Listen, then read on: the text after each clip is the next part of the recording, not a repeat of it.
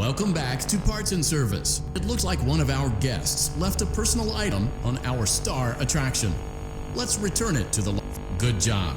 Now please, while we're at it, let's make sure there isn't anything. Well done. Freddy's chest cavity is now open. Remove the child's watch. Good job. It appears there is a child's shoe wedged behind Freddy's music box. The music box must be removed before you can access the child's shoe. Carefully place the music box on the wood. Great job.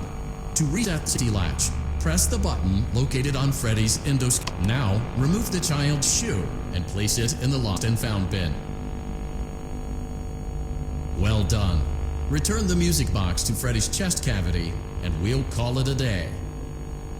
Oh no! You seem to have mishandled Freddy's music box.